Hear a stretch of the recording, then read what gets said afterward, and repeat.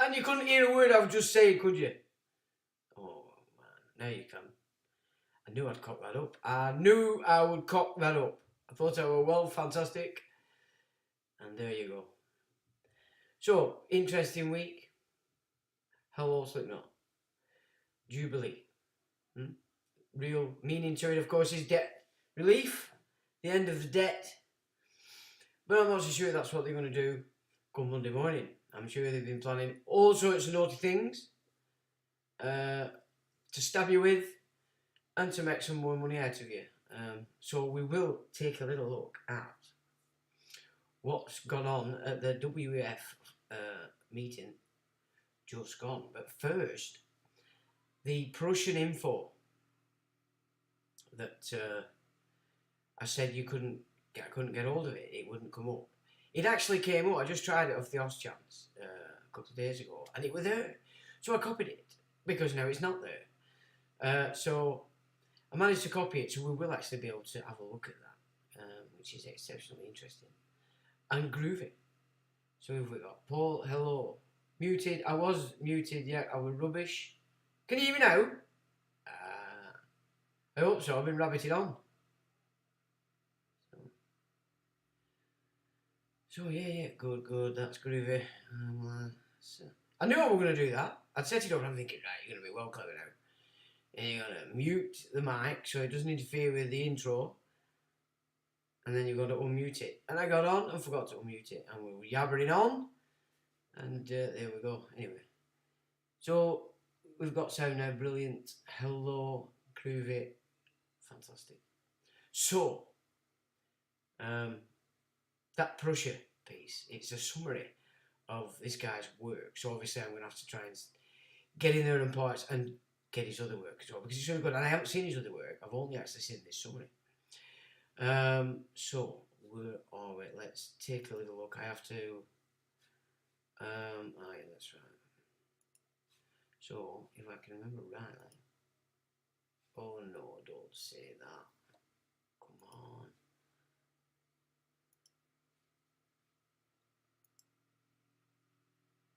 There we go. Okay, at least it's working. Right, so, oh my word, the CPU is going insane. That's odd that, because I've killed Firefox completely out of my PC because it was hacked to death. So that took quite a bit, saving all my bookmarks and what have you. So we got rid of Firefox. And I thought I'd just get Safari up and hopefully we might not have the CPU problem. But it would appear that we do. So I'll try flipping over to this. This is the Prussia Gate bit that we couldn't get. And it's interesting. So it says summary, Prussia Gate, Will Zoll. And he wrote this November the 5th, 2021. He says, an invisible hand sits behind humanity, exerting control over the human will. This hidden virus scours the earth, looking for hosts who will adopt its ideology and wage war against dissenters. You cannot leave a captivity that you cannot see.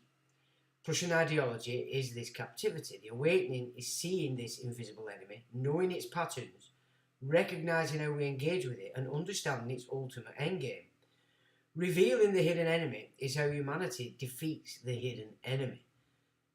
Understanding the ancient Prussian playbook shines unwanted light upon this tyrannical insurgent. This is the road to true freedom. It says this is Prussia Gate. The Prussia Gate papers are revealing when and how the most formidable army on earth appeared to fade away, but really just became invisible. This was the key to their transition from localised wars to complete world domination. To do this successfully, they would need to control intelligence agencies and media, but they also selected two central banks, debt and large corporations to control the people.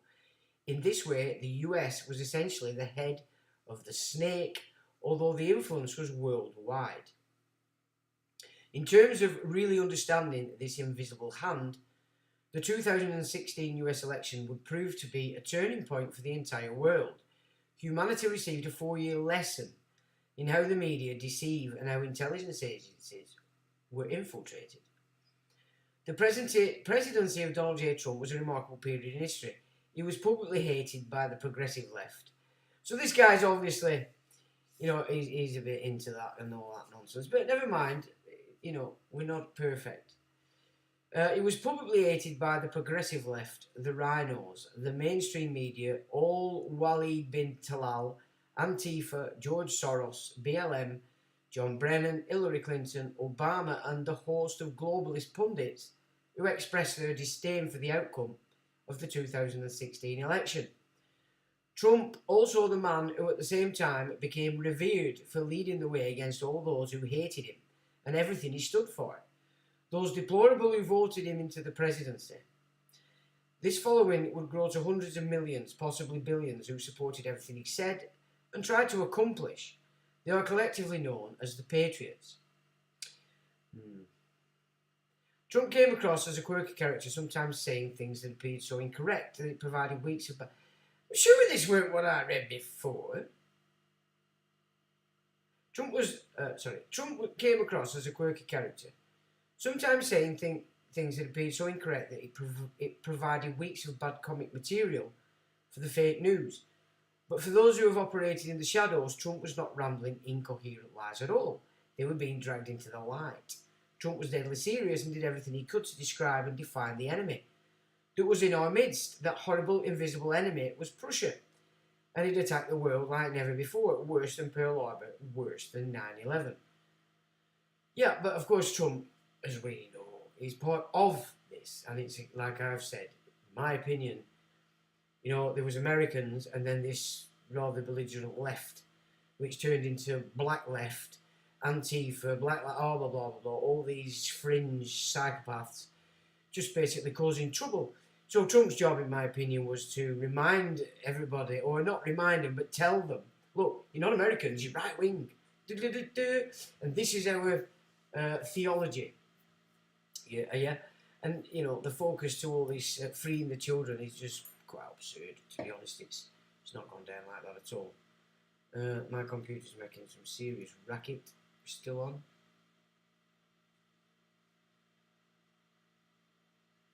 That was the RS was saying about your Firefox. What does that mean?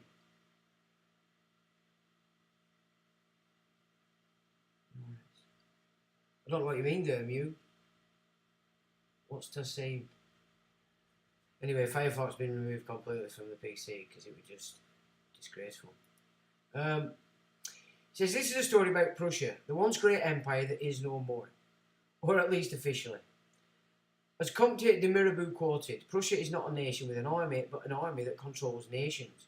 Prussia was never anything other than an ideology of war against all that it could not control, from the lands of the Teutonic Knights had tamed. Prussia used shrewd methods of diplomatic espionage carried out by its ambassadors and industrialists. Prussia sought to destroy everything it could not control via campaigns of comply or die. Prussian time frames are measured in centuries. As one US president once said, it was a big idea, a new world order. At the helm of Prussia sat the mighty Hohenzollern family. By 1871, after centuries of militancy and compliant citizenry, they were no longer just the kings of Prussia. They were the Kaisers of Germany and the princes of Orange, along with many other monarchs they controlled. Having spent centuries of practicing their tactic of infiltration instead of invasion, Prussia was gaining control of the modern world. They achieved this via secret societies, monarchs, treaty arbitration, and indirect controls of global corporations. I would actually disagree that it was necessarily done through the monarchs. They actually took over the monarchs. I mean, that's real aim of Napoleon, to put all Victoria's little flea bags everywhere. Again, Prussian, the woman that never entered St Paul's Cathedral. Somebody badgered me about that on Facebook. And he's like, yeah, I did all that study a long time ago, darling. And the only time I could find that she actually was set to go to St Paul's, she actually had a table and chairs out on the steps. And they came up with this garbage excuse. But at the end of the day, she didn't go to St Paul's because she wasn't operating for the Church of England. Okay, pretty simple, really. She operated for this. Prussia was gaining control of the modern world. They achieved this via secret societies, monarchs, treaty arbitration, and indirect controllers of global corporations. There was nothing they could not influence or control. And of course, this huge military force, or the military-industrial complex, as we would probably call it today, is beholden to the Holy See. Yeah? To which the Vatican is also yoked. So the power and the hidden has always come from the Holy See not via the Vatican, if you get what I'm saying. Hohenzollern family. All ties in. All this stuff ties in to the Holy Roman Empire. As the once free USA came under the Prussian influence via central banking, large corporations and treaties, Prussia embarked on the ambitious plan of implementing their big idea worldwide. Their quest was to usher in a new world order. JFK, Reagan and Trump all tried to warn us. I'm not sure about Reagan. Indeed, it now appears that Trump may have been warning us with everything he had. Could his odd phrases and mistakes have been clues? The origins of the investigation. My father was born in a beautiful part of Germany.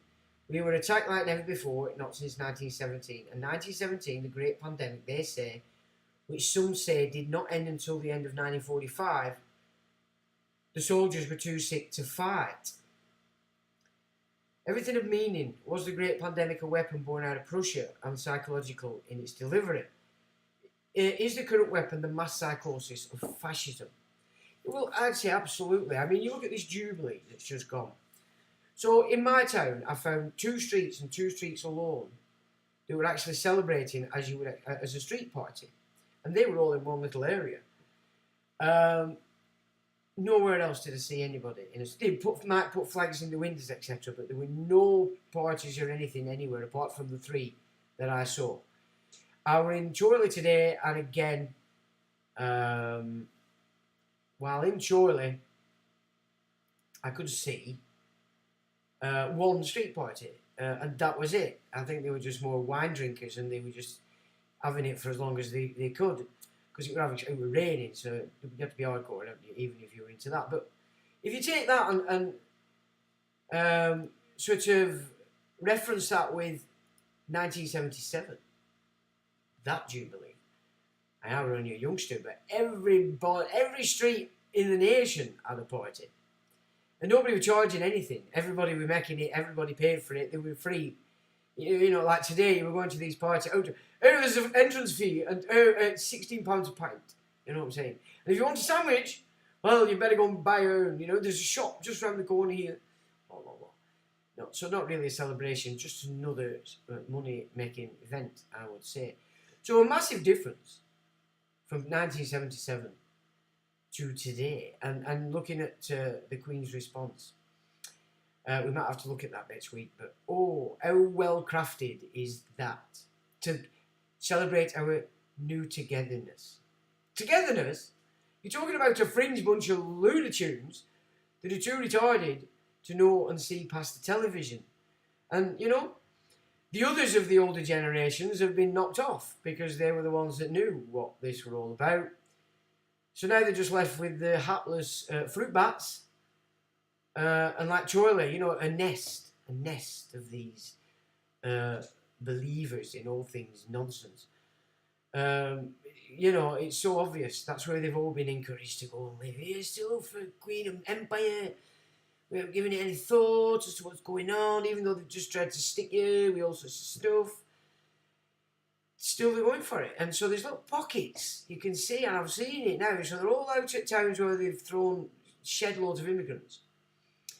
So pulled out their own little operators. They'll keep voting and keep parading and giving it the yeah. They're all in their own little safe houses now in places like Chorley and Leyland and wherever else they've got them together. Interesting to see when you look at it like that. That's exactly what they're doing. It's exactly what they're doing, and they've been doing it for quite a long time.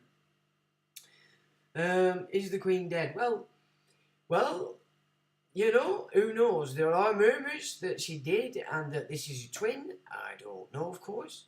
But for me, it doesn't really matter because what's been sat on off the throne of England for the last 70 years has undone England. It's undone everything because it's installed this Prussian system.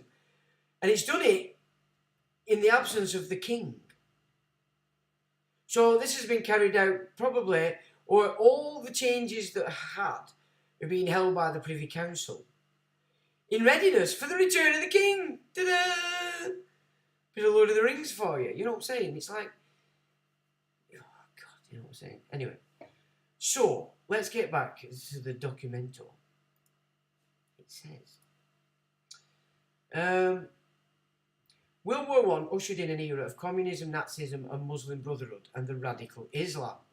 Economic chaos of bubbles, busts and depressions, all through the art of central banking. The propaganda of MSN, violent protests and colour revolutions. The last 100 years has been the rise of untold death and misery upon the world, all of which have their origins back in the idea of Prussia.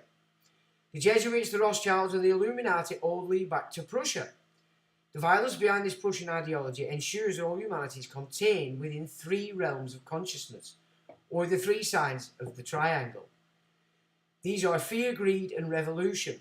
People are forced into deeply innate emotions, meaning that our collective mind feeds the eye of providence. This is the story about the horrible invisible enemy and the war to defeat them.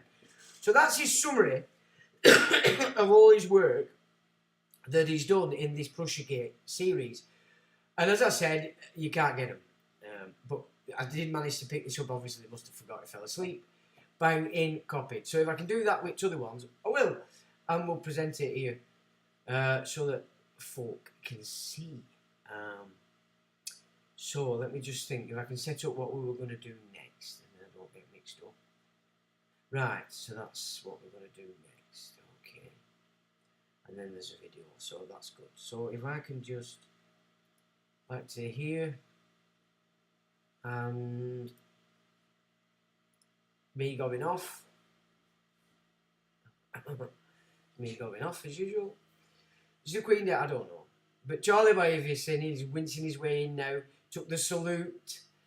Ooh, you know, he's Return of the King, and I'm pretty sure this guy's just going to set that in stone as an acclaimed done deal, because of course it's got all their fruit bats united to back it. But the real king return would be, in my opinion, the Willy Boy, the patron of Orc, absolute return for kids, tied to Dutra, paedophile ring, you know, tied to Epstein. Woo! And there you go. That's the one they're really after. But you never know, Charlie Boy might be on there for quite a bit and cause even more havoc, because of course he doesn't defend England.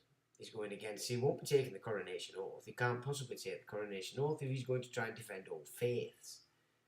Yeah, it's nonsense. This is a Christian country and it has laws. It's not government policy or any legislation coming out of the banking system. That's for you when you identify as the person, instead of recognizing that the person is your shield, because you are the rightful beneficiary. Are you not? So it is about not shitting yourself and running off from the person, but it's about understanding what it is and what it's supposed to do for you in this mad world of commerce. So, you know, we've gone through all this stuff before many times, but it's always worth reminding so we don't lose sight of that. So anyway, what is next? Let me just remind. It's, there we go. So this, oh, you're joking. Why does it do that? It's done it again. Let me try. If I redo that. Transition. So why doesn't it transition? I don't get why it's doing that actually. So let's go in here.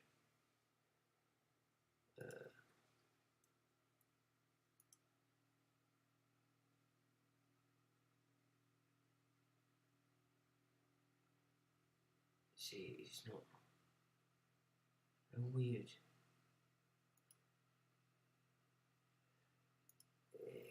I thought I'd sorted this. Right, so it's in there, but it doesn't seem to be transitioning. It does! Hooray! We've got it. Well, that's good news.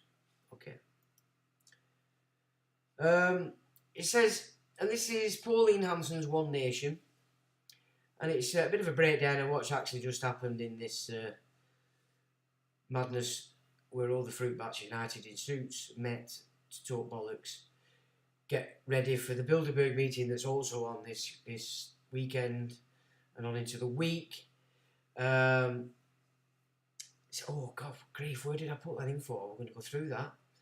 The Bilderberg meet, all the people are there. We've got I think we've got 3 or 4 government people attending from Great Britain, the rest are mainly from other nations in the world, probably because they've already got this place wrapped up, sort of thing. Now then, Stephen Andrew Morales, May 30th, 2022, and he says, brilliant news out of Geneva today. As most of you know, the World Health Assembly has spent the last 7 days considering Biden's 13 controversial amendments to the international health regulations. Official delegates from wealthy developed nations like Australia, the UK and the US spoke in strong support of the amendments and urged other states to join them in signing away their country's sovereignty. So take note of that. Australia, the UK and the US. So that's your Johnny-come-lately governments in their respective houses, your houses, talking absolute shit and pushing all this bullshit that they then claim is just, no, it's World Economic Forum. No, World Economic Forum is a part of this group of Johnny-come-latelys. These corporate boys that have took over our nations. UK, US, Australia. We live here. This is our land. We live on here. And look, they're running around the world saying, all our people want this. Well, it's clear that they don't, isn't it? Because even though some took 2, they didn't go for that bad one. So it's not worked, has it? It's fell apart because people were not necessarily as demented as they expected. I think they're demented, but obviously they weren't as demented as it was thought. But yet still, you've got these, blonde bombshell here, Sleepy Bidden, the new boy in Australia, ooh, Catholic, a Catholic boy who supports same-sex marriage. So he's not a Catholic. There's no Catholic on the planet would ever go with that. We're not discussing the rights and wrongs of it. I'm not. I don't care if you want to marry your hamster. Go ahead. Can't see the point, to be quite frank, because you're only going into the legal realm and asking for a licence. Why do you need a licence? Anyway, that aside, no Catholic on the planet could actually support that. So he's a Catholic by his own admission. He's not, of course. He's a dipstick. He's a Jesuit, Vatican II, spastic. So you've got a new boy in there, which could work very well in with this, your crap-out super soldier, Barossi, who's also a Catholic. Yeah, or obviously the new version, not the old version. So you've now potentially just brought in Barossi and his boys. And, I mean, as much as the hood would disagree, the super evangelical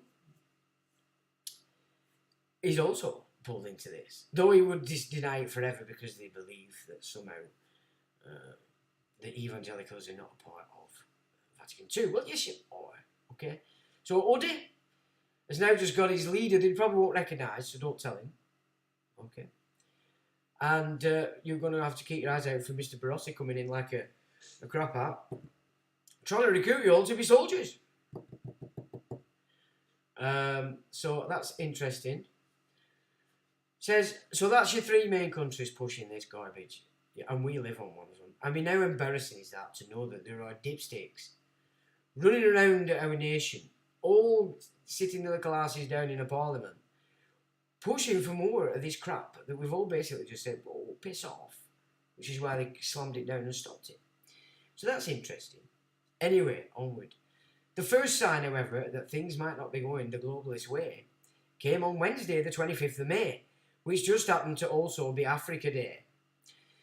Botswana read a statement on behalf of its 47 Afro members saying they would be collectively withholding their support for the reforms, which many African members were very concerned about. Good on you, Africa. Multiple other countries also said they had reservations over the changes and would not be supporting them either. These included Brazil, Russia, India, China, South Africa, Iran, Malaysia. Brazil in particular said it would exit WHO altogether rather than allow its population to be made subject to the new amendments. You know, I mean, that's a big chunk of world, folks. Yet you're a bunch of tits in your parliaments who are dragging you into an opposition to these other nations who are clearly a bit more sensible. So this third world idea might have to just shift a little bit. And these fruit bat supporters of the empire might need to start considering just what kind of a nonsense they're dancing to. And do you really want to pull me against a big chunk of the world? Because I'd say I see you as a serious threat to the peace of the nation if you were going to go ahead and continue to back these fruit bat corporate governments. Australia, UK, US. In the end, the WHO and its wealthy nation supporters were forced to back down. So the three dipsticks have had to back down. Interesting. Australia, UK, US. Prussians, Germans. They're not even Germans, are they? They took over Germany. The Teutonic Knights, the Templars, the Jesuits, all these big fruit bat operations. Right. It says, so I'll just do that again. In the end, the WHO and its wealthy nation supporters were forced to back down. They have not given up, though, far from it. Instead, they did what they always do and pivoted. They pivot. They are experts at pivot. I wondered if they had some kind of skill. I'll have to look that up. What is pivot? Let's look at what pivot is. It's easy turning, isn't it?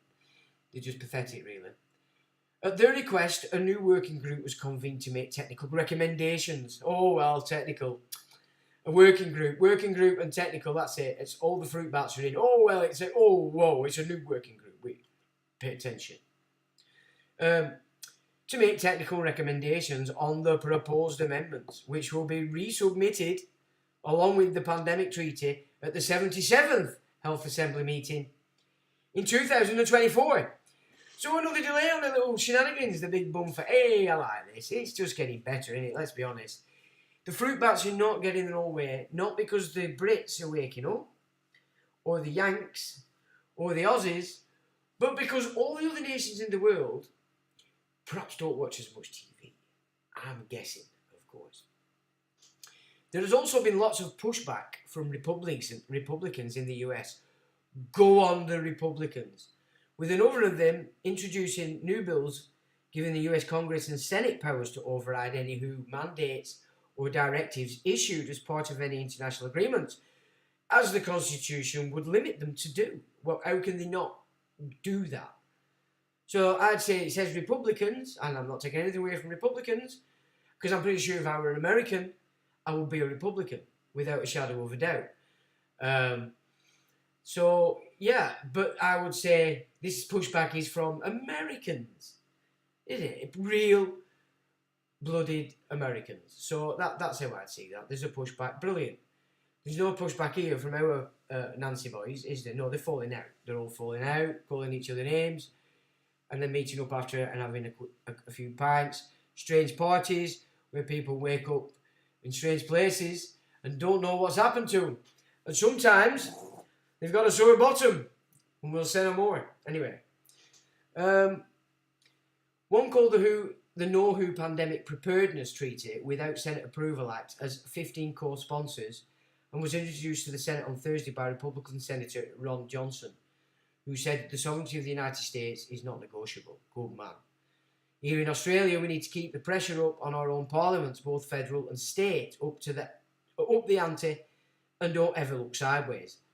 Just brace yourself for the digital ID now, and as the federal parliament reboots, we need to push back at all costs on that from this week's moving forwards. I urge everyone who has not already done so to sign and share my Queensland Parliament petition on the IHR Amendments and Pandemic Treaty, and there's a link below. So this is an Aussie bunch. Well done, Aussies. They do seem to be waking up over there in Oz. I don't know what's happened. Well, the surfing's finished. It's winter time. They're going into winter time now, that's why. They're waking up. Now then, we have something else.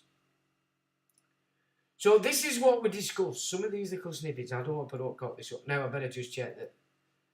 And it's there. How about that? We're on. We're not having the problem. Good stuff. No, we're not. We are having the problem. Oh, bugger.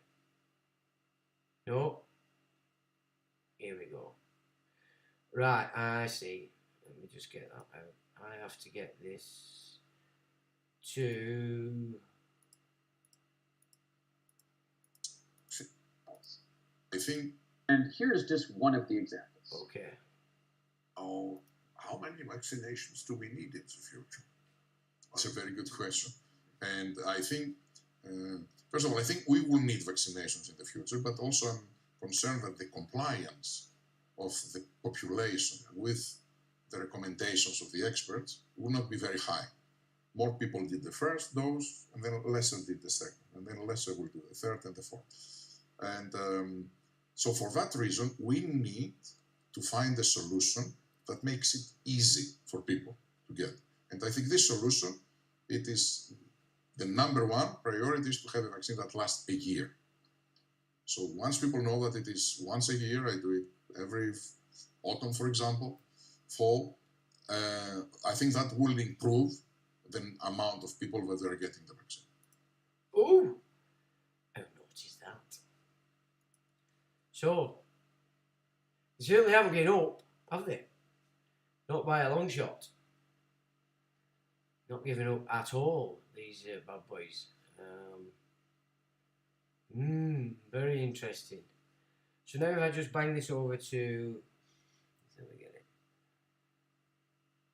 it. Right here. And then this. To know about living in the 21st century is that humans are now hackable animals. To hack a human being means to understand that human better than he or she understand themselves, which was never possible in history before on a massive scale. I mean, on an individual level, yes, my mother, at least until a certain age, knew me better than I knew myself. And that was good, because her interests were aligned with mine. And then after a certain age, it's not so good if your mother still knows you better than you know yourself. But it's much, much worse if there is a corporation or a government, rather than a parent, that knows you better than you know yourself. Does it have to be worse? Again, it could be used for good purpose. I'm not saying let's stop all technological progress. But if it falls into the hand of a 21st century Stalin, the result is the worst totalitarian regime in history, and we already have a number of applicants for the job of 21st century Stalin, so we need to be very, very careful about it. Well, Oh, what about that? What about that? I mean, is that a bit worrying? You know what I mean? I think that's a little bit worrying, to be quite honest. So there we have it. So they're going to redraft a new one with amendments, and present it in 2024. So that's a 2-year delay that they've got going on already. So it really is up to folk now to, make their intentions known in that way. Otherwise, they're going to crack on with all this nonsense again, aren't they? Again.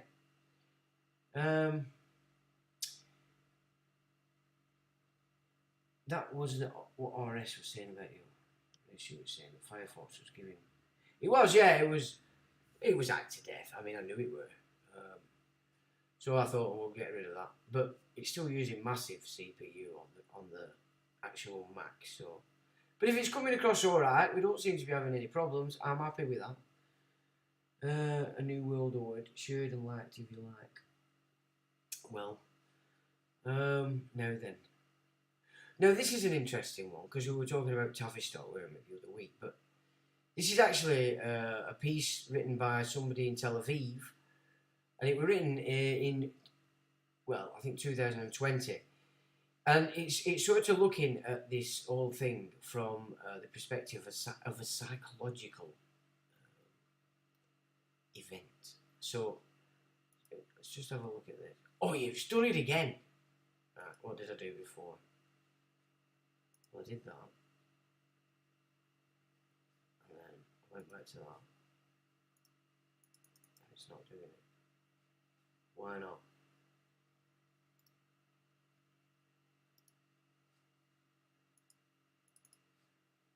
Well, that's stupid. Why is it not doing it? I must be doing. There must be something I'm doing not right, I think. If I'm honest. So why? I'll tell you what.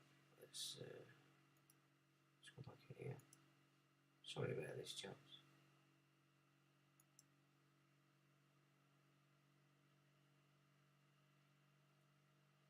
So it's only giving me them. Why? Well, that's weird. I don't know why it keeps flipping to that.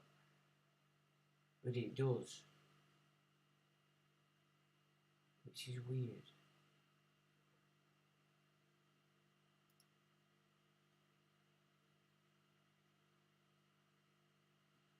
Oh, what's that showing? Nope. Here we go. I think we might have it. It's just a bit weird. Yep, there we go. That's interesting. So obviously we'll not use the words. So it says the Tavistock Institute. Corona time notes the virus of horror. We are sharing a recent thought piece from our friend Dr. Yossi Trist, reflecting on a time of the bug. It says his paper concerns the psychological implications of this plague, focusing on the bug's psychic counterpart, the bug horror, with its potential harm and possible consequences regarding the world of contemporary psychotherapy. It says, thank you to Yossi for allowing us to share this. The Red Death had long devastated the country. No pestilence had ever been so fatal or so hideous. Blood was its avatar and its seal. The madness and the horror of blood. But Prince Prospero was happy and dauntless and sagacious. When his dominions were half depopulated, he summoned to the presence 1,000 hale and light-hearted friends from among the knights and dames of his court, and with these retired to the deep seclusions of one of his crenellated abbeys. A strong and lofty wall girdled it in. This wall had gates of iron.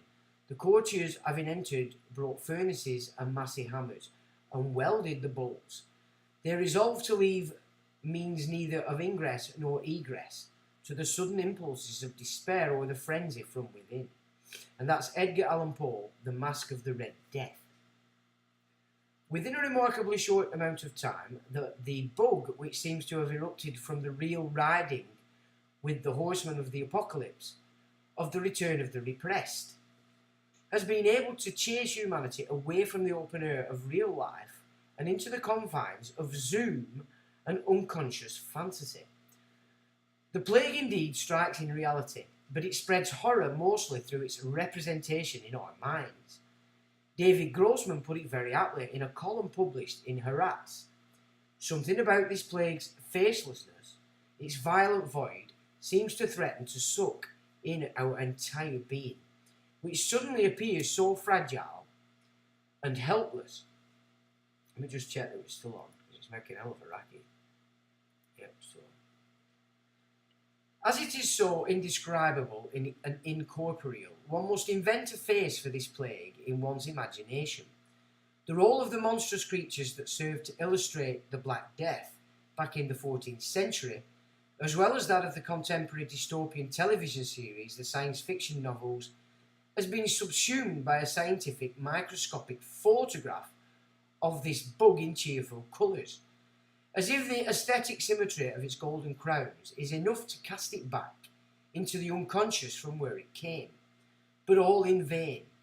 Unconscious horror nevertheless seeps into the place where we live. Not because something that humanity had never thought possible has come to pass. On the contrary, precisely because reality caught up to what humanity has always imagined was going to happen. There is nothing like the realisation of catastrophic fantasy in reality, the anxiety about a future breakdown that had already happened, as Donald Winnicott put it, for tearing down the membrane separating the inner world and the external reality and giving rise to textbook collective trauma. This paper concerns, therefore, the psychological implications of this plague, focusing on the bug's psychic counterpart, the bug of horror, with its potential harm and possible consequences regarding the world of contemporary psychotherapy. I'm sure we've read that before. Have I just read everything twice? Oh, sorry. The bug of horror. The workings of the bug of horror can be described in a manner that is almost analogous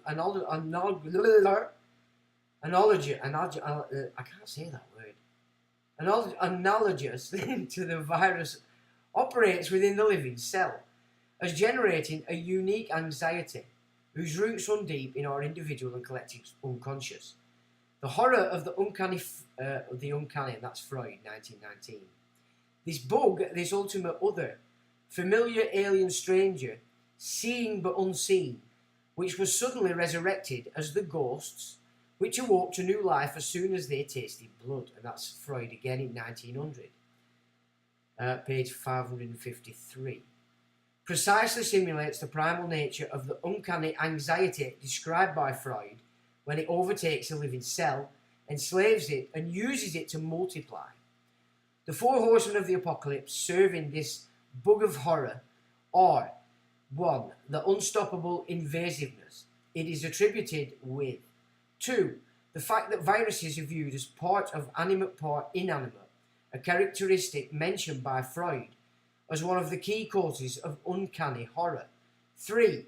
Its ability to enforce a prohibition on touch, social distancing, a course of action which, though vital in a practical sense, disrupts the most primary defence mechanism of any baby who seeks refuge in its mother's lap. And 4. The message of death it delivers to our doorstep while doing away with our ability to deny it. Well, it will, because it's constantly on the old media. The bug psychological attack takes place in several stages. First, it hinders the most intuitive and primal fight-flight response, which leads a mass of people under threat to come together in an attempt to keep evil outside and find solace, as illusory as it may be, in the safe embrace of the collective.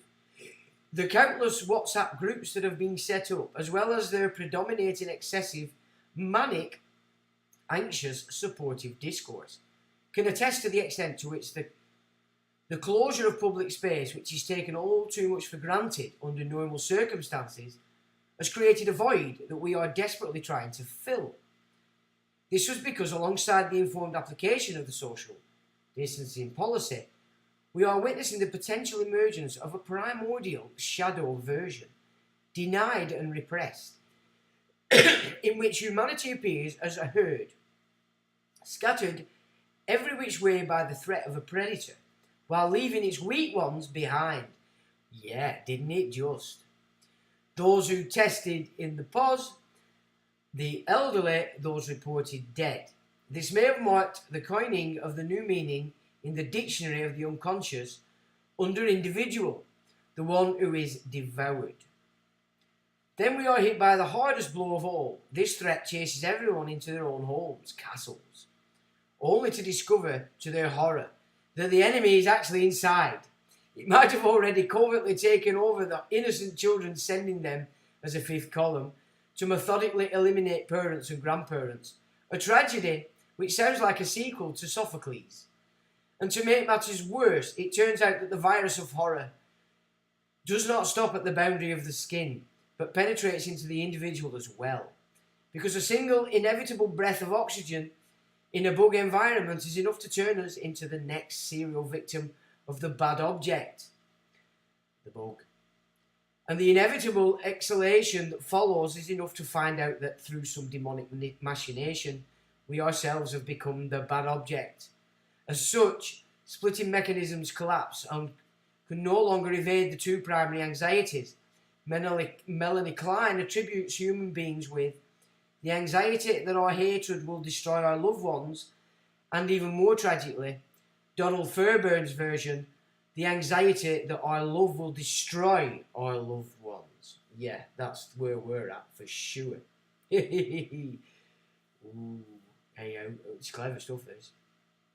Surprisingly, the very prohibition on touch is enough to make one feel affected. Confinement is enough to make one feel alone and non-existent. The very possibility that the good object will instantly turn into a bad object is good to challenge the ability to tell good from evil. Victim from perpetrator, subject from object. And the fact that the bug unbiased affliction ignores, at least apparently, differences of religion, race, sex, nationality, or socio-economic status is enough to unravel our mental grasp. This may not be entirely bad on the formal and informal social structures that constitute personal and collective identity, and to bring us face to face with annihilation anxiety, which may be the most difficult anxiety to bear.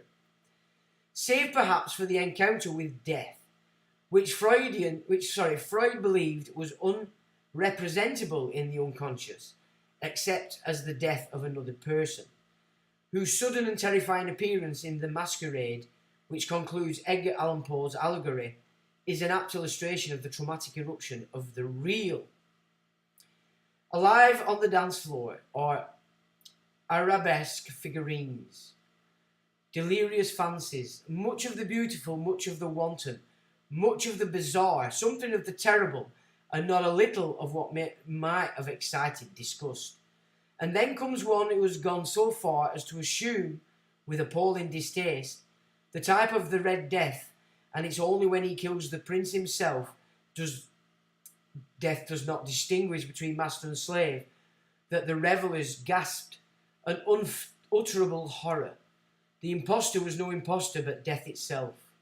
The grave cerements and corpse-like mask, which they handled with so violent a rudeness, were discovered to be untainted by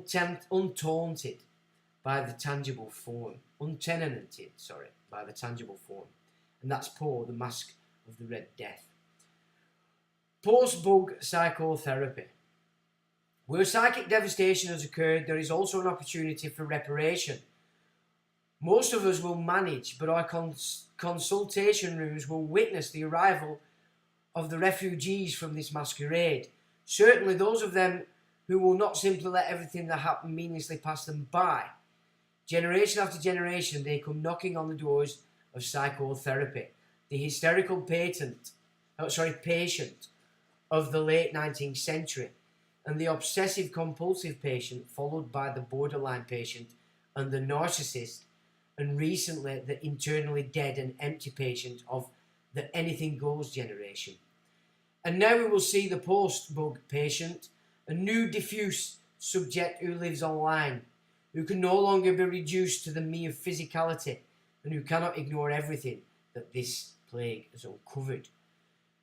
Who will see those who have experienced the oppression and impoverished forced on them by the confinement and were somewhat shocked to discover that they had spent their entire lives in confinement. Those who had celebrated the breached boundaries of virtual life and now realise they have always had a tendency to become infected with undifferentiated viral likes, which blurred their identity as well. Those who have found out that the relentless pursuit of professional career out in the world was nothing but a narcissistic addiction to success, which suddenly feels empty. Those for whom being forced to stay at home has uncovered an overwhelming dependency and a constant sense of suffocation in their intimate relationships. Those for whom the entire world grinding to a halt was the very first moment of being free of malignant envy of just about anyone. And those for whom speeding down an empty highway has shamefully brought them face to face with a grandiose self that cried out with glee, "Make way for my Royal Highness."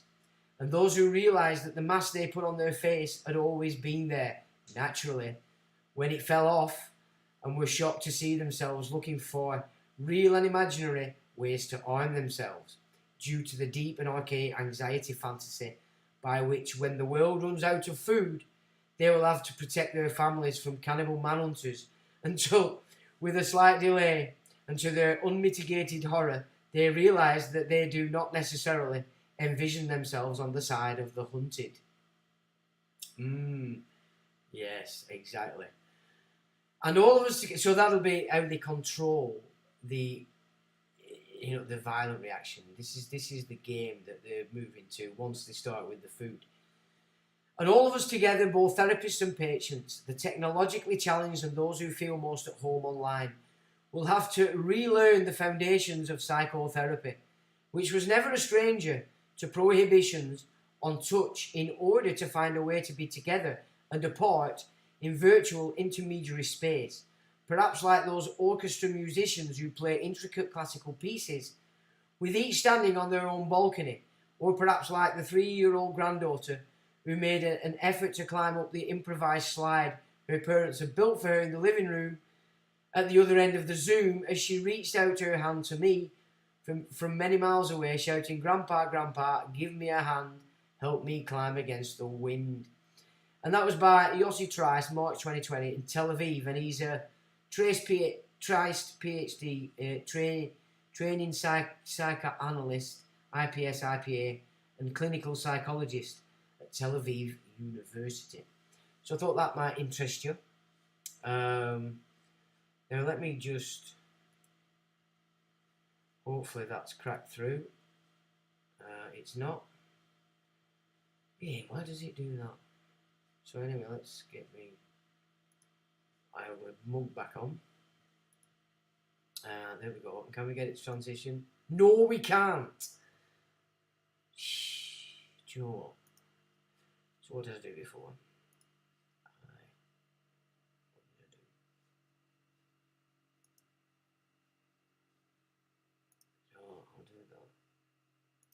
Here.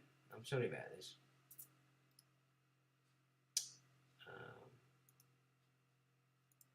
Unless this is what I have to do every time.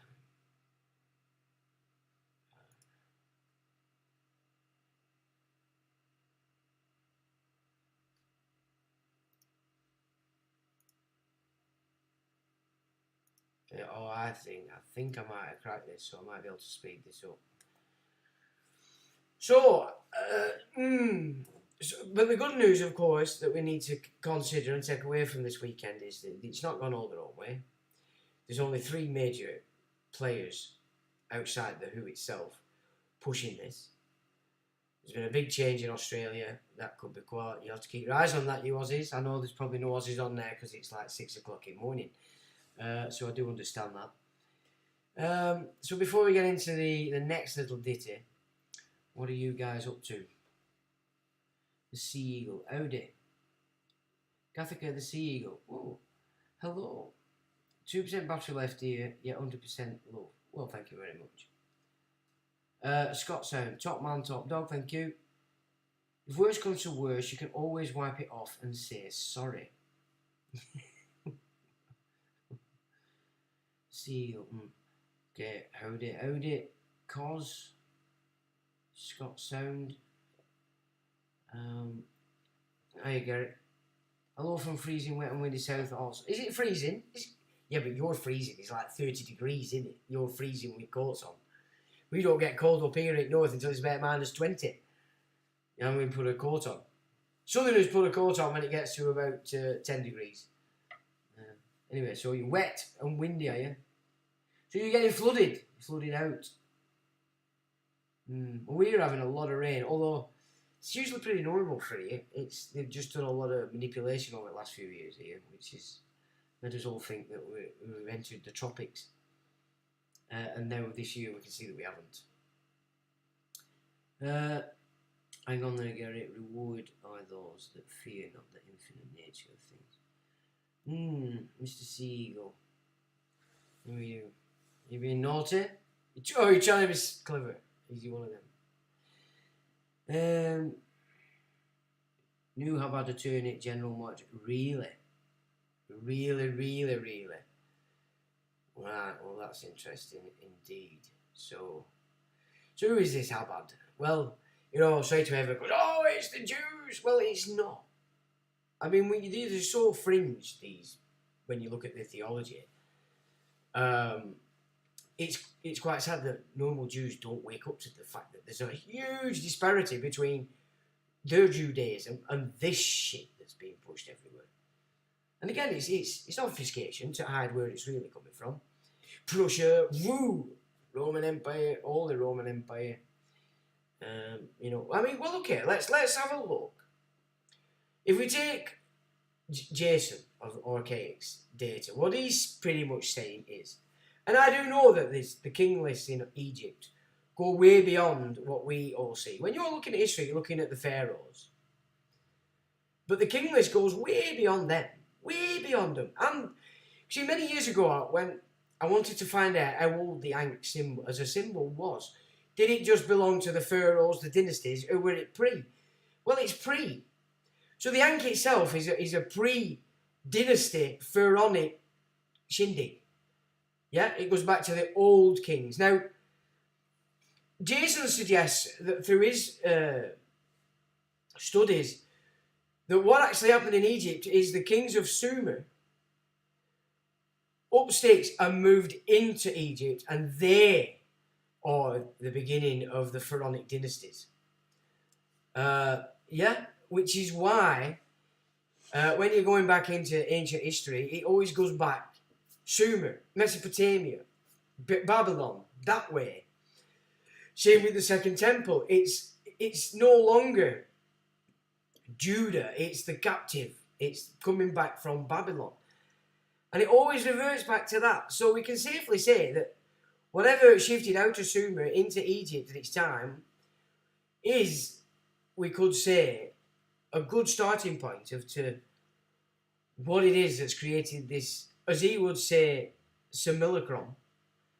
That all the king's horses and all the king's men are actually on board with, without knowing it. They think they're in the opposite way. A bit like the Insider said.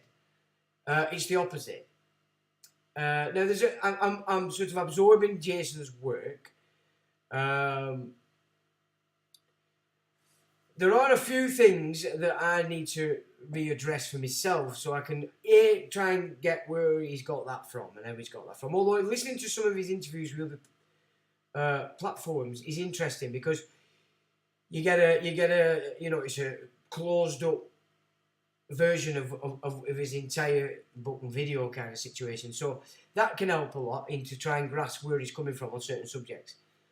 But the only issue I'd like to clear up is he obviously, it doesn't seem like he's realised that, basically you're looking at Abraham, you're looking at the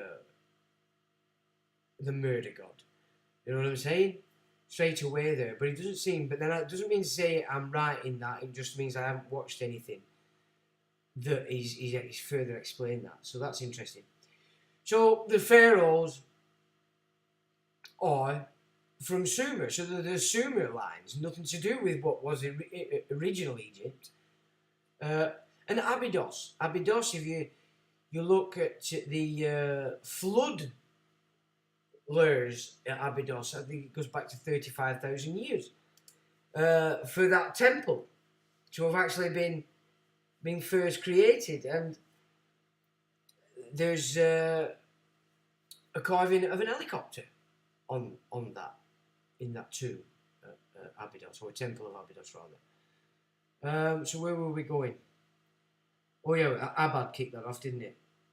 So it's 5 degrees. Oh, well, that's pretty cold. Oh, you're getting snow. Is that usual? You don't usually get snow down there, do you? Or do you? You have to get a snowman going, lad. Or an igloo. I used to build my kids' igloos. That would go crack. Big, massive igloo out up front. That one. They'd stay up for yonks. Oh, get igloos going, Gary. Yeah? Epoch Times just out an interesting article about the treaty.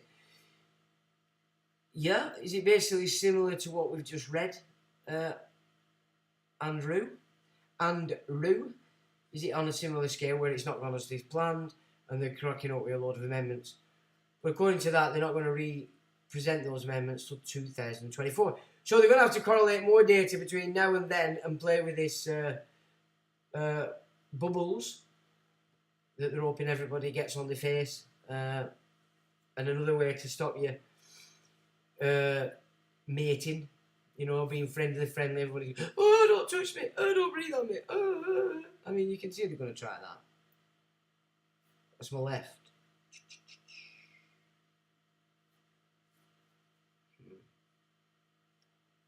So it's the left one, the old channel. Now then, so just in sync with Gary bringing up Abad, but looking at who the pharaonic lines are, that they're actually Sumerians, not the original Egyptian old kingdoms.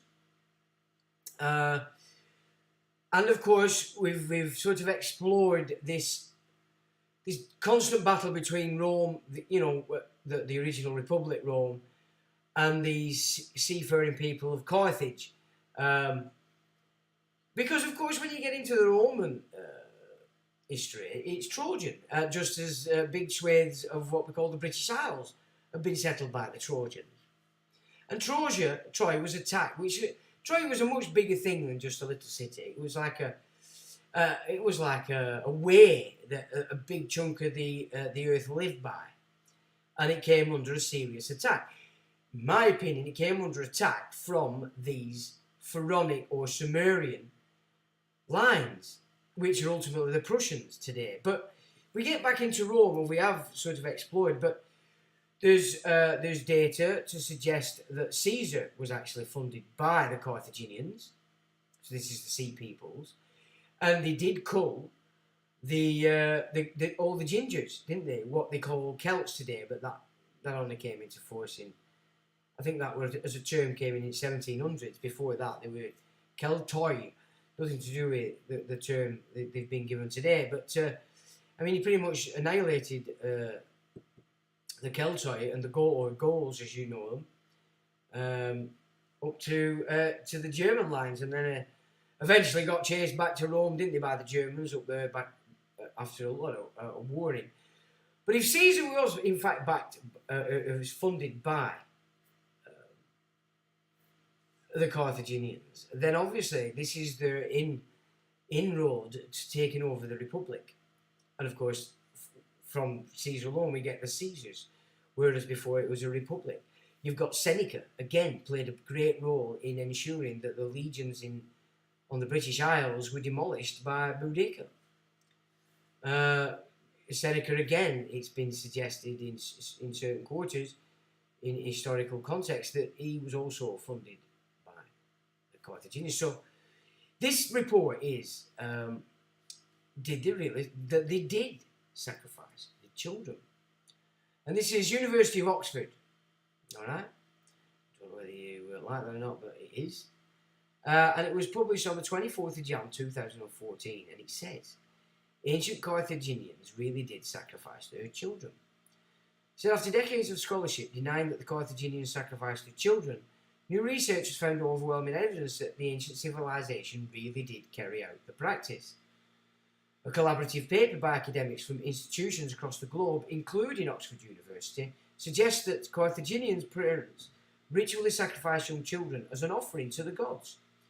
The paper argues that well-meaning attempts to interpret the Tophets, or ancient infant burial grounds, simply as child cemeteries is misguided. And the practice of child sacrifice could even hold the key to why the civilization was founded in the first place. The research pulls together literary epigraphical, archaeological and historical evidence and confirmed that Greek and Roman accounts of events are elsewhere until the 1970s, when scholars began to argue that the theory was simply anti-Carthaginian propaganda. So in the 70s, they started to protect this bunch, which, you know, for me personally, are definitely an earlier version of what the Prussians are. So it's all the same thing. So in the 70s, they started to, whoa, we need to protect that, it's not right. The paper is published in the journal Antiquity. Dr. Josephine Quinn of Oxford University's Faculty of Classics, an author of the paper, said, "It's becoming increasingly clear that the stories about Carthaginian child sacrifice are true. This is something that the Romans and Greeks said the Carthaginians did, and it was part of the popular history of Carthage in the 18th and 19th centuries. But in the 20th century, people increasingly took the view that this was racist propaganda on the part of the Greeks and Romans against their political enemy, and that Carthage should be saved from this terrible slander." A load of shit. What we're saying now is that the archaeological, literary and documentary evidence for child sacrifice is overwhelming, and that instead of dismissing it out of hand, we should try to understand it. The city-state of ancient Carthage was a Phoenician colony located on what is now Tunisia. It operated from around 800 BC until 146 BC, when it was destroyed by the Romans. However, it is said that that was allowed because they actually already now got themselves in Rome, which makes sense if Caesar was funded by this group some 100 years later. Children, both male and female, and mostly a few weeks old, were sacrificed by the Carthaginians at locations known as tophets. The practice was also carried out by their neighbours at other Phoenician colonies in Sicily, Sardinia and Malta. Well, there's a lot of tunnels in Malta that support that.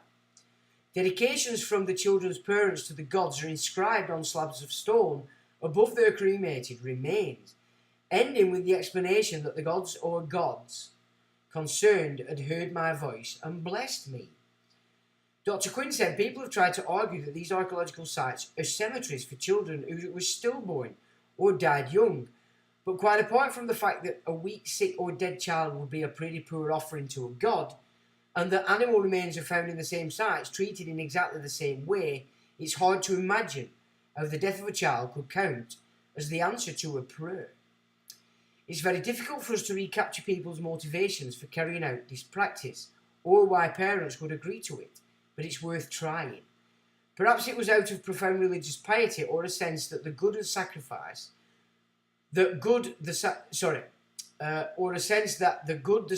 could bring the family or community as a whole outweighed the life of the child.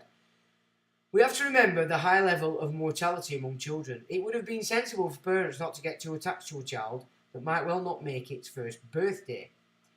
Well, I think that reality is sort of somewhat being undermined, that they were all thick, gibbon-like creatures that just chat flints. Dr. Quinn added, "We think of it as a slander because we view it in our own terms, but people looked at it differently 2,500 years ago. Indeed, contemporary Greek and Roman writers tended to describe the practice as more of an eccentricity or historical oddity. They're not actually very critical. We should not imagine that ancient people thought like us and were horrified by the same things. The backlash against the notion of Carthaginian child sacrifice began in the second half of the 20th century and was led by scholars from Tunisia and Italy, the very countries in which tophets have been found. Dr. Quinn added Carthage was far bigger than Athens, and for many centuries was much more important than Rome, but it is something of a forgotten city today. If we accept that child sacrifice happened on some scale, it begins to explain why the colony was founded in the first place. Perhaps the reason the people who established Carthage and its neighbours left their original home of Phoenicia, or modern-day Lebanon, was because others were disapproved of their unusual religious practice. Child abandonment was common in the ancient world, and human sacrifice is found in many historical societies, but child sacrifice is relatively uncommon. Perhaps the future Carthaginians were like the Pilgrim Fathers. Leaving from Plymouth, they were so fervent in their devotion to the gods that they weren't welcome at home anymore. Dismissing the idea of child sacrifice stops us seeing the bigger picture." So that's Oxford University. And just while we're on the sort of the Carthaginians, I just have another short little bit of to add to that, so we can sort of start to build a body of grammar which is basically Carthaginian, Phoenicians, who potentially the Israelites were, you know, Rome, onto the Templars and all the knightly orders, coming up to Prussia, to what we have today, moving as like the military industrial complex, basically. So let me just, or was that? I have to go through a process, don't I? So if I put me back there while I try and faff around with this, which is not going to do it, so I will. Okay, so we've got that. So now I need to go in here and shift it. So I think I'm getting it actually now. This is, I'm going to have to do this every time. Fair dues. So this is Melquart,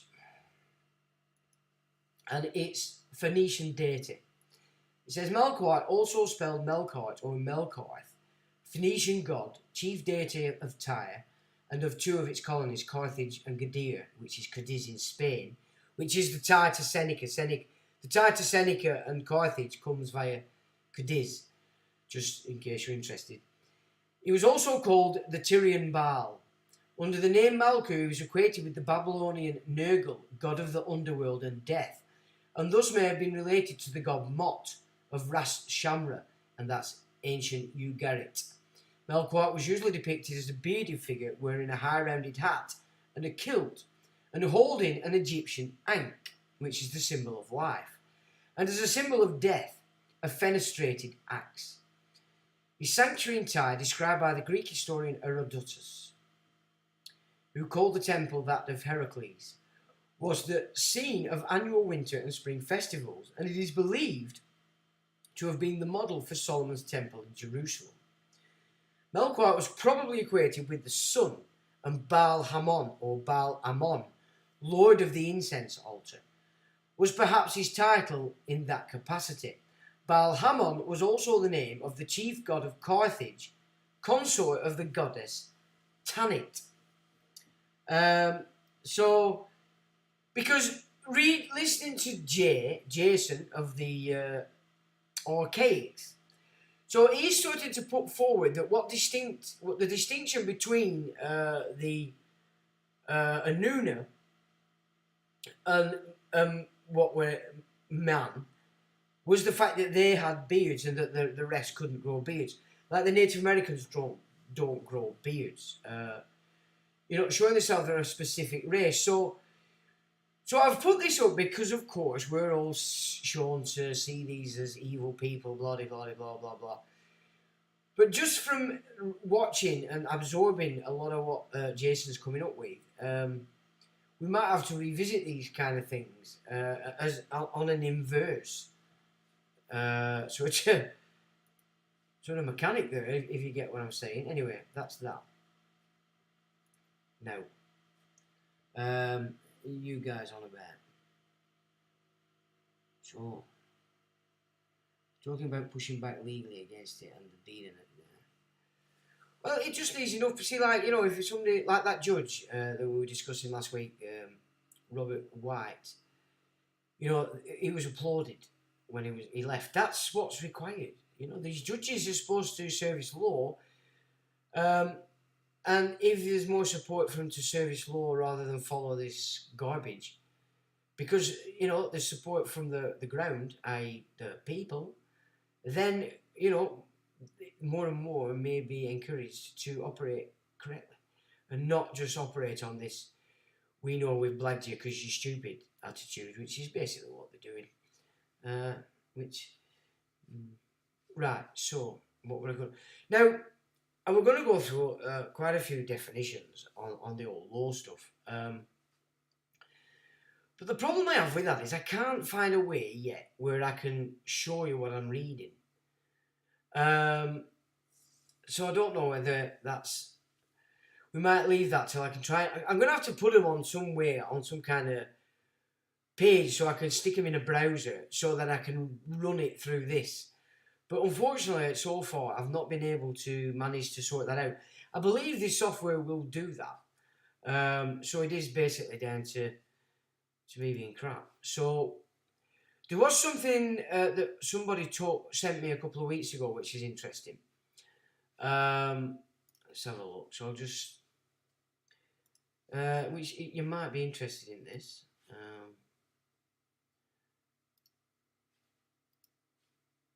It's to do with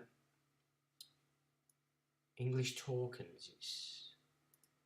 It says, so I have to shift it from there, then the other comes up.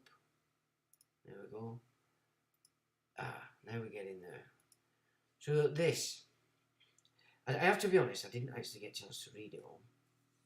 But we're getting rid of the Firefox.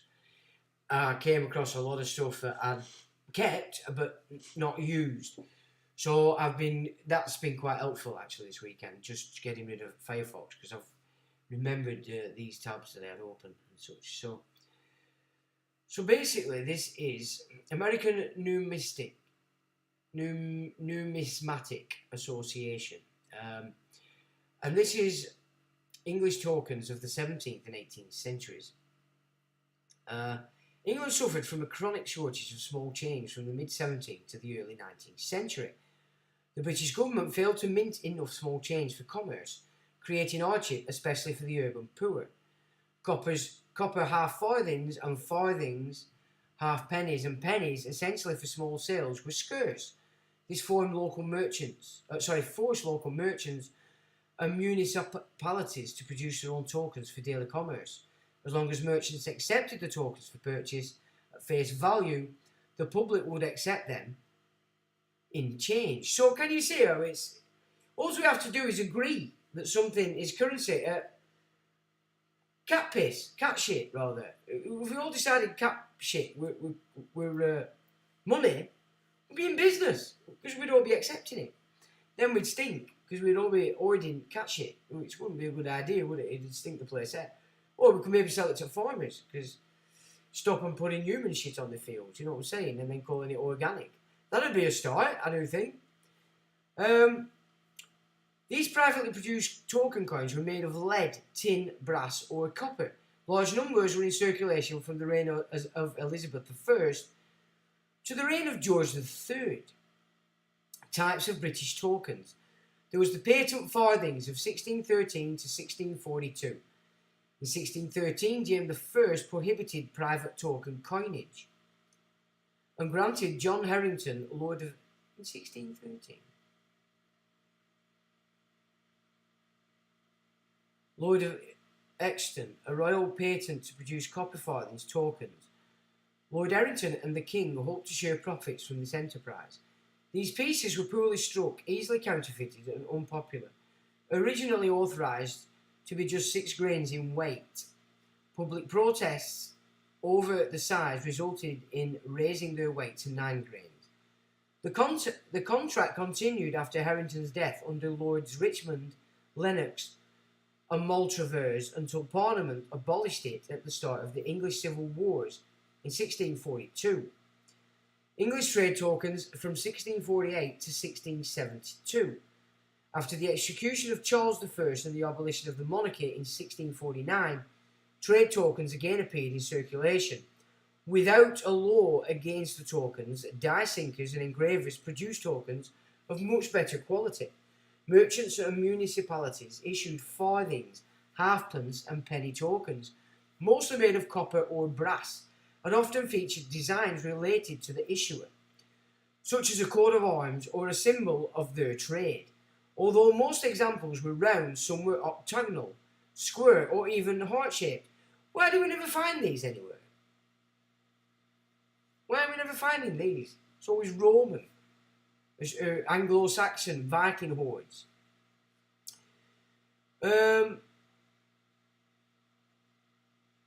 Much larger than the patent farthings, the trade tokens circulated throughout England, Wales and Ireland. Over 4,000 varieties were produced in London alone from 1648 to 1672. Up to 20,000 types existed, though most types were issued in small numbers. Trade tokens were suppressed by Charles II in 1672 and replaced by royal copper, halfpennies and farthings. So the royal mints, here we're going now, so they're taking that off the government. So although they say we're a puppet monarchy, yeah, the power though then shifted from the parliament back into the hands of those, the old guard, as it were, of the English monarch. Interesting, that's an interesting insight. 18th century English tokens, that's 1787 to 1797. Known as Condor, tokens after James Condor, an early cataloguer of the series. These pieces were the result of the continued shortage of government small change along with new circumstances brought on by the Industrial Revolution in the late 18th century. From 1787 to 1797, small change in Great Britain consisted almost exclusively of Condor tokens. The Industrial Revolution created a migration of people from the countryside to mining and manufacturing centres. Living in towns required money, and the ability to pay wages was impossible without small change. With more workers using money, new shops were opened to meet demand, creating more jobs that required payment in coinage.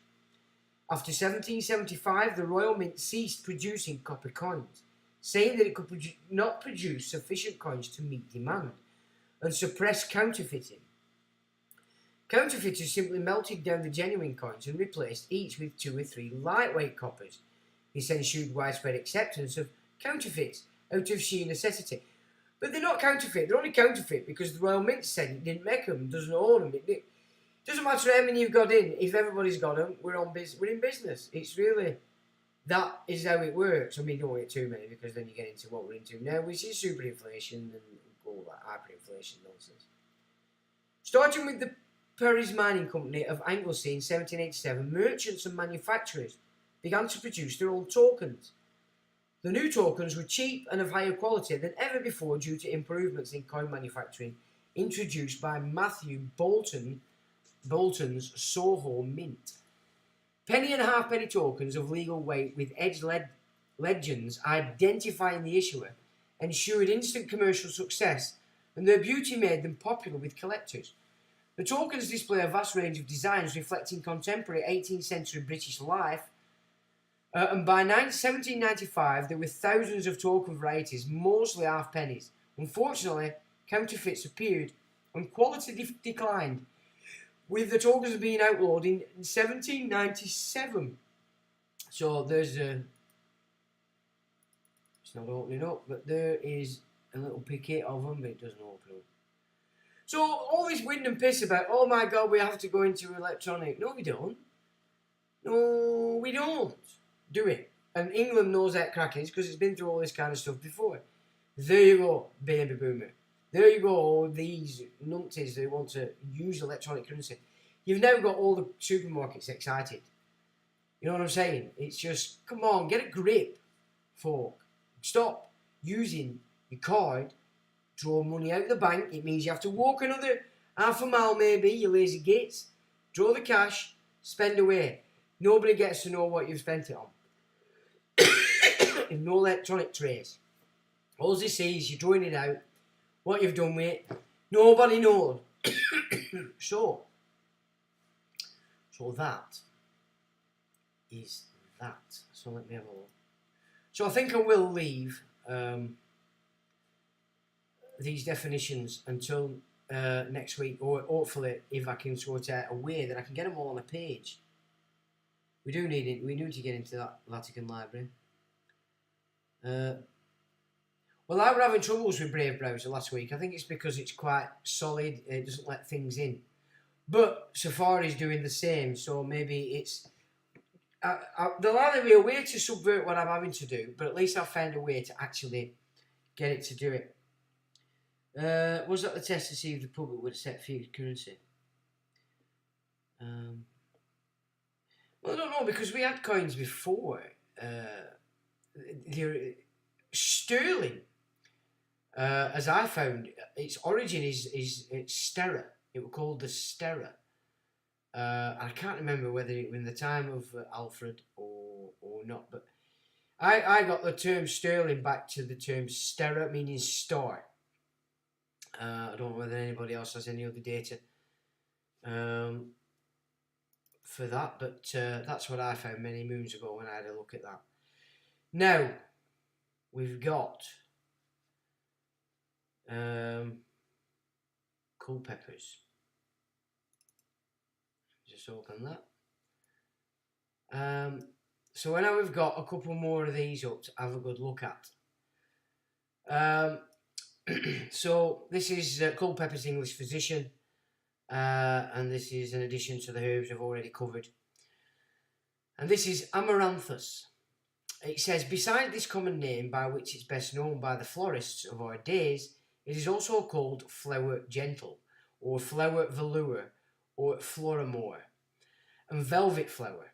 Description: it being a garden flower and well known to everyone that keeps of it, I might forbear the description, yet notwithstanding, because some desire it, I shall give it. It runneth up the stalk a cubit high, streaked and somewhat reddish towards the root, but very smooth, divided towards the top with small branches, among which stand long broad leaves of a reddish green colour and slippery. The flowers are not properly flowers, but tufts, very beautiful to behold, but of no smell, of a reddish colour, or if you bruise them, they yield juice of the same colour. Being gathered, they keep their beauty a long time. The seed, I thought I'd sorted them out. The seed is of a shining black colour. Time. They continue in flower from August till the frost nip them. Government and virtues. It is under the dominion of Saturn, and is an excellent qualifier of the unruly actions of passions of Venus. Talking about VD. The passions of Venus. Though Mars also should join with her. The flowers dried and beaten into powder stop the terms in women. Whatever that is.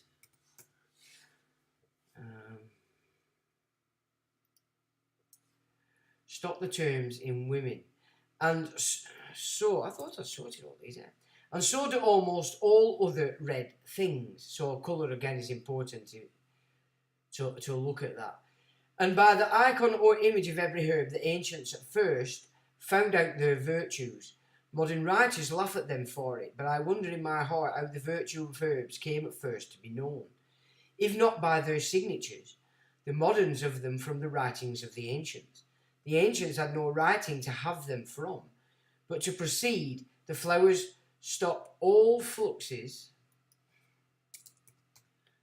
of blood, whether in man or woman, bleeding either by the nose or wound. There is also a sort of amaranthus which bears a white flower, which stops the whites in women and the running of the rains in men, and I'm not sure what that means, and is most angular remedy for the venereal disease. So this is amaranthus, all right? So that, yeah, excellent. Now the next one is anemone. It says, called also windflower, because they say the flowers never open, but when the wind bloweth. Pliny is my author. If it be not so, blame him. The seed also, if it bears any at all, flies away in the wind. Place and time. They are sown usually in the gardens of the curious, and flower in the springtime. As for the description, I shall pass it, they being well known to all those that saw them. Government and virtues. It is under the dominion of Mars, being supposed to be a kind of crowfoot. The leaves provoke the terms mightily, being boiled, and the decoction drunk. The body being bathed with the decoction of them cures the leprosy. The leaves being stamped and the juice snuffed up the nose, purgeth the head greatly, so headaches. So doth the root being chewed in the mouth, for it causeth much spitting, and bringeth away many watery and phlegmatic humours, and is therefore excellent for the lethargy. And when all is done, let physicians say what they please. All the pills in the dispensary purge not the head, like two hot things held in the mouth, being made into an ointment, and the eyelids anointed therewith. It helps inflammations of the eyes, whereby it is palpable that every stronger draweth its weaker light. The same ointment is exceedingly good to cleanse malignant and corroding ulcers.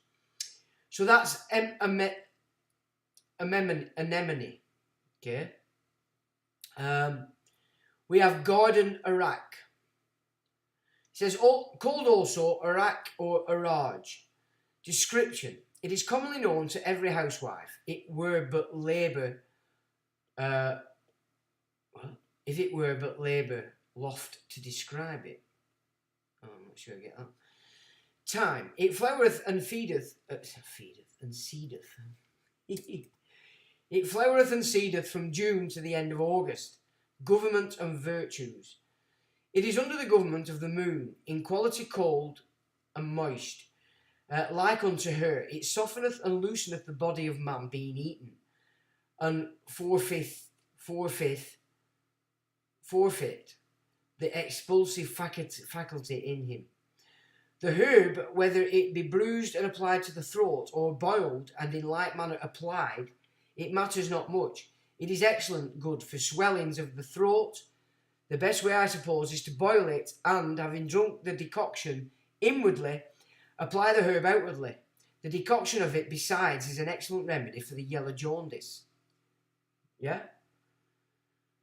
So it's obviously going to have an effect on your blood. The next one is Arak, wild and stinking. Okay? Now this is quite important for the girlies. This. Called also vulvaria, from that part of the body upon which its operation is most. So it's all for the fangita of the girlies. Or let's not girlies. I shouldn't say that. I know I'm being flippant, but the ladies. It's probably a bit more in tune with how it should be said. So anyway. Called also vulvaria, from that part of the body upon which its operation is most. And it's also called dog's arak and goat's arak and stinking motherwort. So it stinks. Description. This hath small and almost round leaves, yet a little pointed and without dent or curve, of a dusky mealy colour, growing on the slender stalks and branches that spread on the ground, with small flowers in clusters set with the leaves, and small seeds succeeding like the rest, perishing yearly and rising again with its own sowing. So it's a perennial. It smells like old rotten fish or something worse. Place. It grows usually upon dunghills. Time. They flower in June and July, and the seed is ripe quickly after.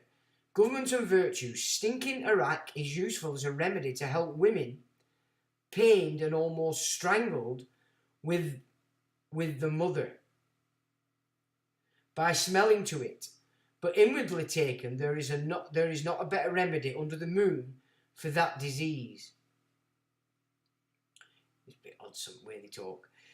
I would be large in commendation of this herb, were I but eloquent.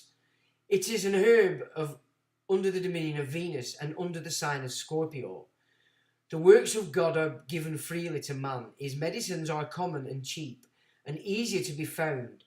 The medicines of the College of Physicians are dear and scarce to find.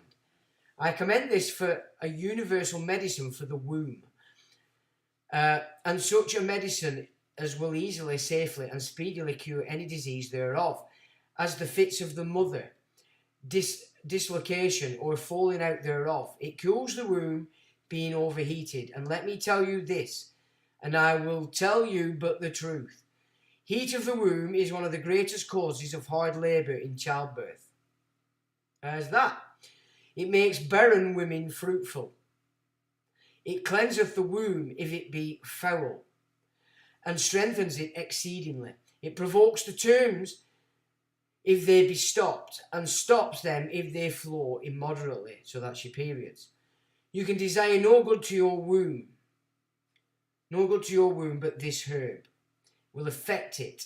Therefore, if you love children, if you love health, if you love ease, keep a syrup always by you made of the juice of this herb, and sugar or honey, if it be to cleanse the womb, and let such as be rich keep it for the poor neighbours, and bestow it as freely as I bestow my studies upon them, or else let them look to answer for it another day when the Lord shall come to make inquisition of blood. Ooh, by golly. So, Iraq, wild and stinking, stinks of fish, is good for the old fanny, for you women and your wombs and everything else. And if you can't have children, ta-da, you've got it there. Never mind going to this IVF. Just get out there and pick some nature stuff. So there we go. That's pretty much. We have to get to these definitions because there's quite a lot of info in there. You're probably all aware of it, but if we focus it together in one show. So I'm going to try this week to try and get that together in some method so you can see them. Has anybody got any questions? Or are we all sick to death listening to me gobbing off?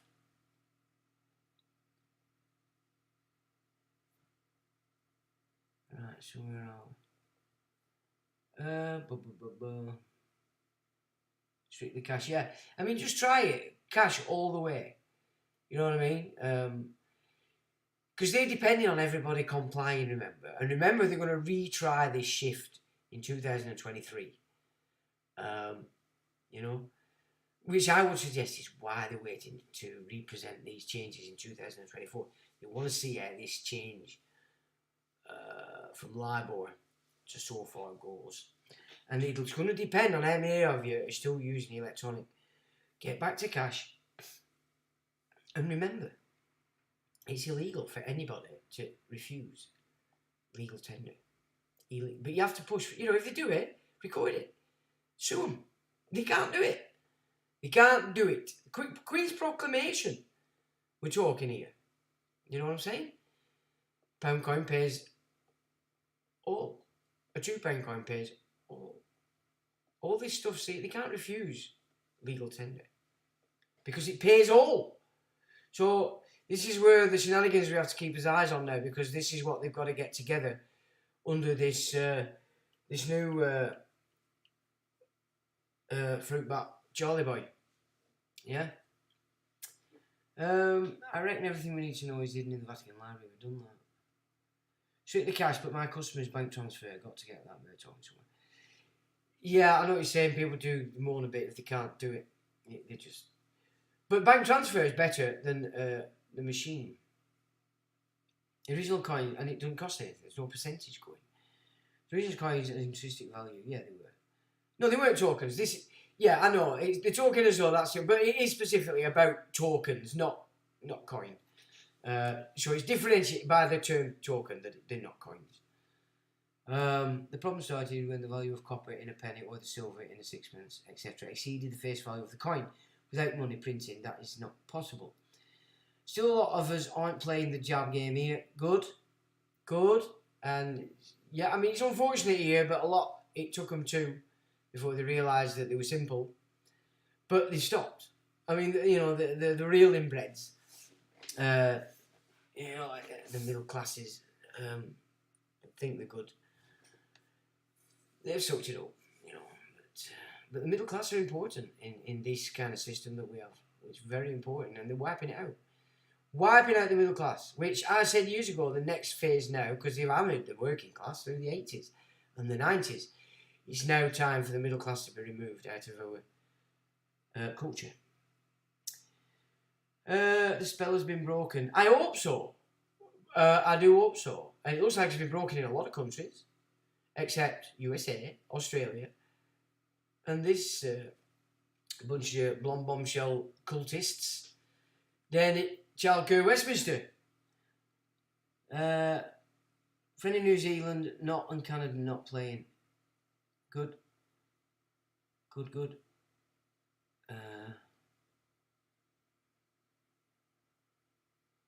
Called a yoni. A lady god. Oh, is that what it's called? Silk purse. Sound quite like that. Silk purse. I can't tell you some other names that are concocted in my mind, of course, because they're disgusting, but silk purse, that's a nice term. My missus holds yoni empowerment. Every female on the planet holds that. The problem is they just don't know how to use it these days, you know. The white females today are so done the deal. They're all Eves. You know, white women today are Eves.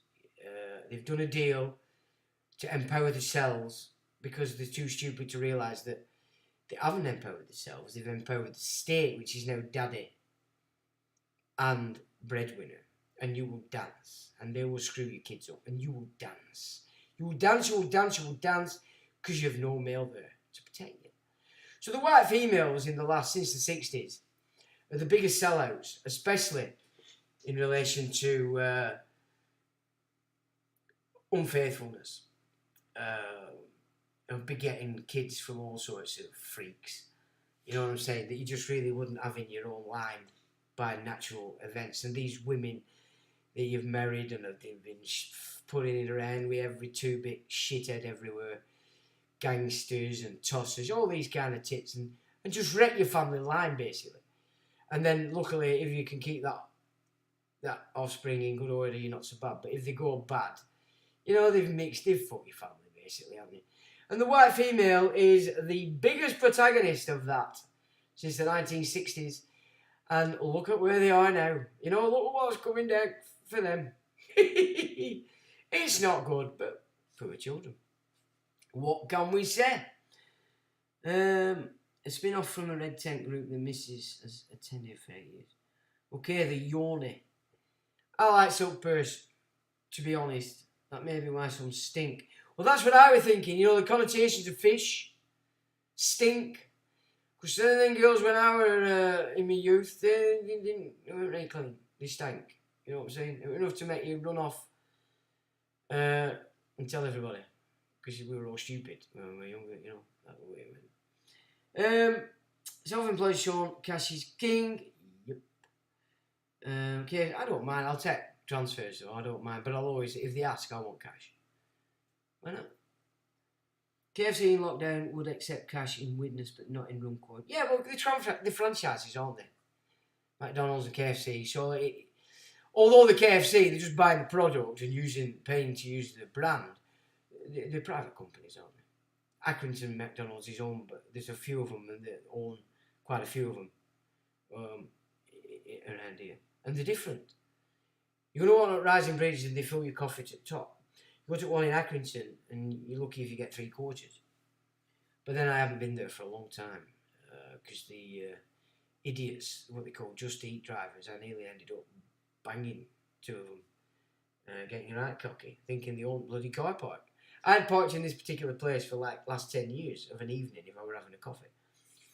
And all of a sudden they owned it. So I just thought to myself, keep away from them dicks, you know, you don't want to be getting into that stuff. And that's a couple of years, first year at lockdown, that actually. Anyway, what else were I wanting to talk about? I can't actually think of anything else now, and we are up to 1 hour 45 minutes. I'm sure you're bored shitless by now with what I'm talking about. So, ladies and gentlemen, I'm actually going to say